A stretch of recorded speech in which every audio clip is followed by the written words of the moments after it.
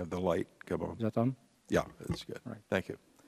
Thank you very much. Thank you also for your leadership and that of Chairman Wolf and Franks and other distinguished congressmen who have been giving us unwavered support over the years.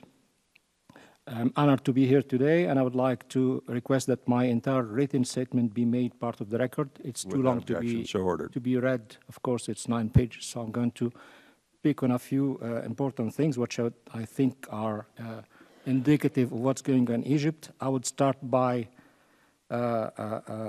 describing the situation in Egypt, the depiction in keeping with the depiction of summer, of spring of this and winter of that. I think Egypt is entering into a harsh summer with little to be seen in its arid deserts beyond thirst, agony, and mirage.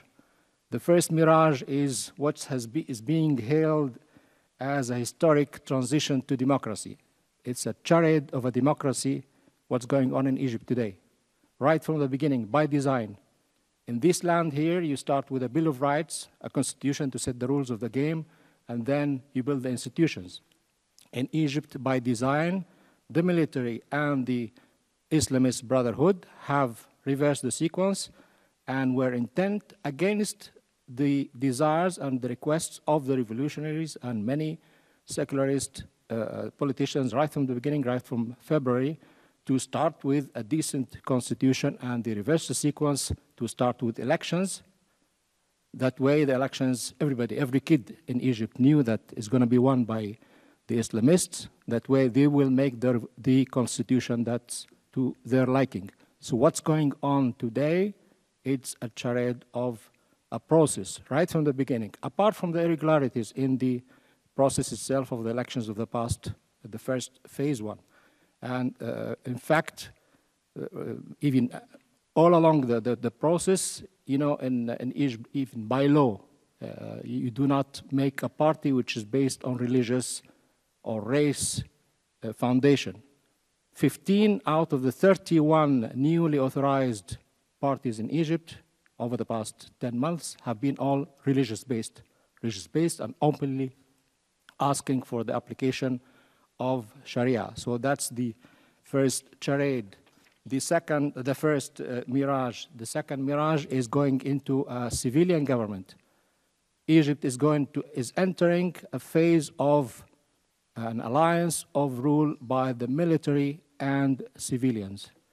The Facade will be civilian to the liking of the United States and the international community, but the force and the power behind the scenes will be held by the military. There is a marriage of convenience or maybe by conviction, I don't know, it doesn't matter at that stage, between the two groups, and this is going to be the face of the ruling in Egypt for the next years.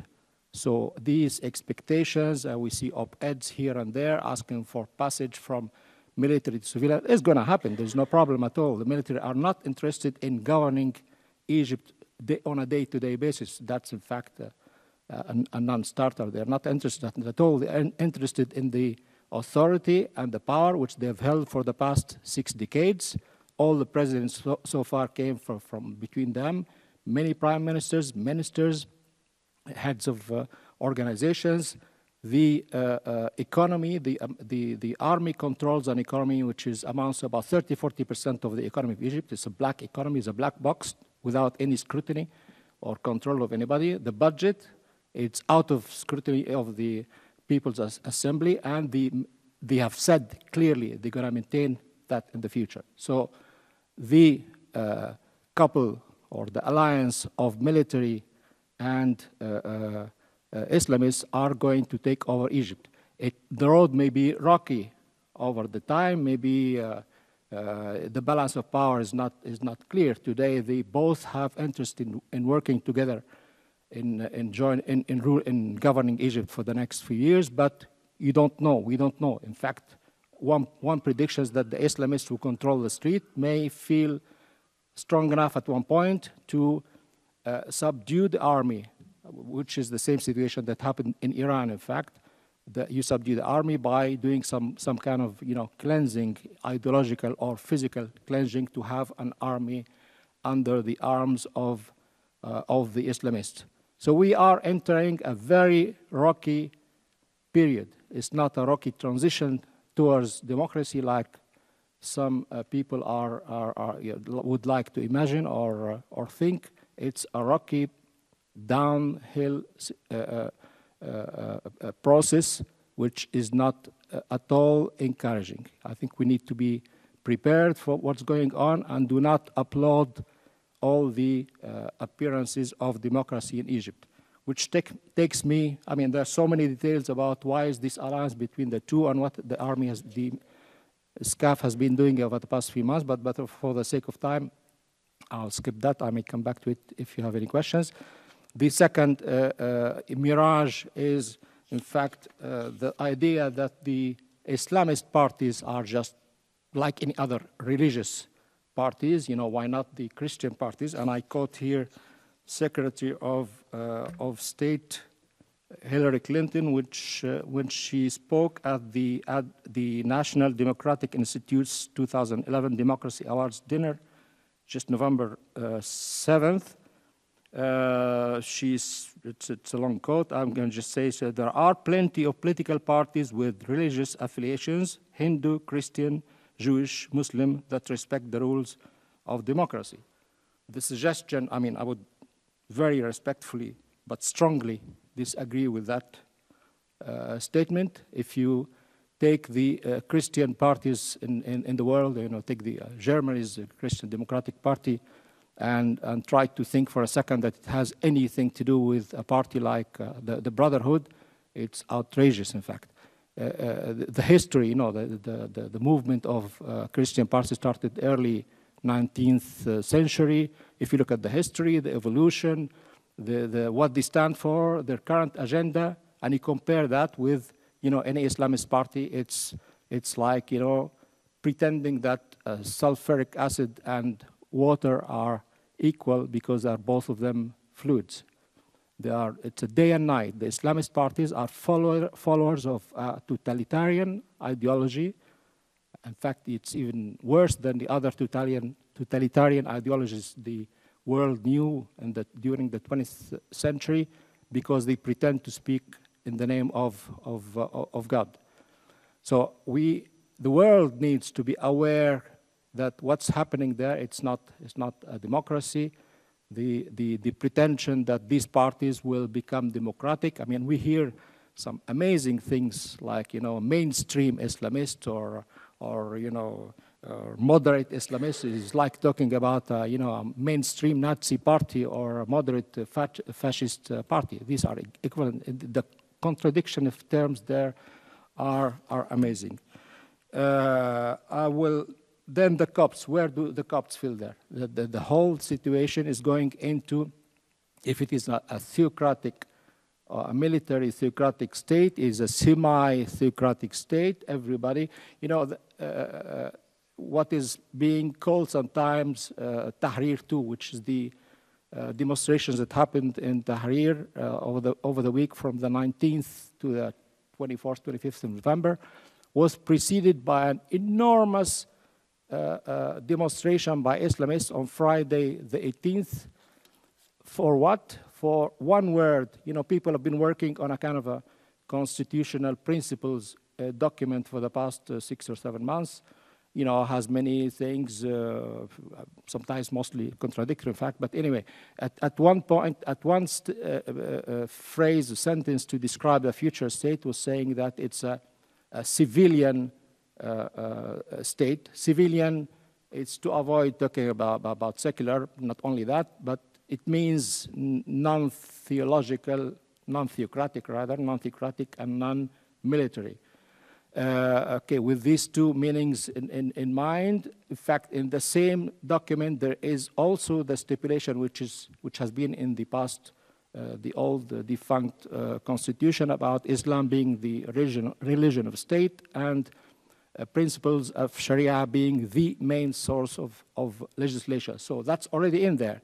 Yet the Islamists started to worry about the word or the expression civilian might be construed, as the lawyers would like to say, into a possibility of becoming a secular state, and they were, violently, demonstrating in the streets in Tahrir, hundreds of thousands of them. Of course, by the evening of that date, the commission, which is a governmental commission, deleted that single word or description from the committee and caved in completely. And of course, the next few days, the docile government turned into a lion against the revolutionaries and so on, which Dina has described before. Where do the Copts fall into that? The Copts are, apart from the systematic persecution, in fact, it's systemic also, and it's going to be more so when they are treated as dhimmis in an Islamist state. And the taste of that has been given to them again and again over the past 6 months, not only by the street, by the parties, by the Islamists, by the military council itself, when the way it treated them. And in fact, what happened, the big massacre of Maspero on October the 9th, was made to give them a harsh lesson. In fact, when the military took over from Mubarak on February the 10th or 11th, they committed not to shoot at citizens, never, ever. They have largely kept that until the 9th of October, the first time the army shoots and crushes people, and these were the Christians, the Coptic Christians. That happened again in the November 25 story there. I'll jump straight to the recommendations, and I have 6 of them. One is the Constitution. There must be an insistence by the international community about the inclusion of the adherence and full adherence and acceptance of human rights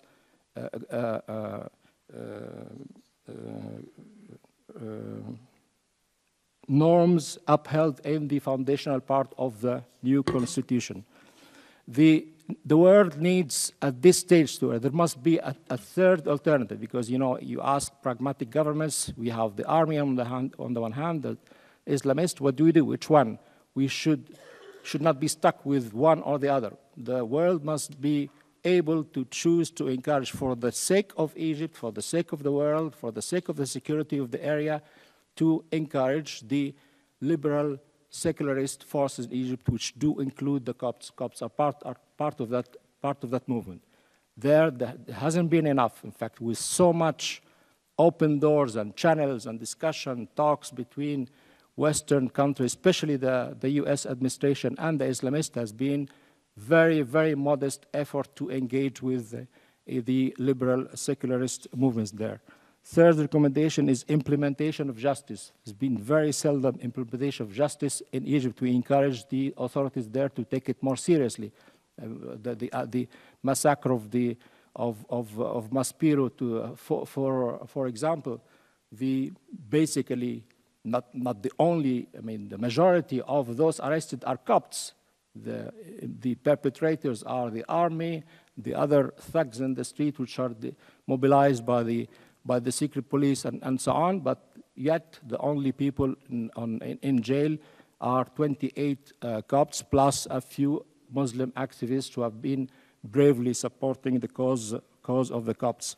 We would like to request and encourage the US government to create a kind of blacklist to ban certain officials who might be identified by victims from entering the United States. This is not difficult. There are usually enough evidence against these people. They can be given the right to defend themselves if that's required, to be fair. But at least that is the least of things to be done, so that you don't kill somebody and the next day you get a visa to the States and Europe.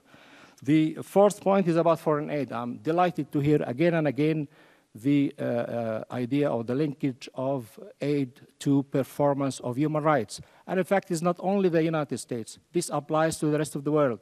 I was amazed to discover a couple of weeks ago that the G8, in its meeting in France in May, has started working on a package of aid for the Arab Spring countries, and they gave an ex-prime minister of France the duty of investigating the subject, and he presented his report in the G20 at the G20 meeting in France too, just 3 weeks ago, during which she's talking about allocating about $20 billion or $30 billion to Egypt over the next 3 years.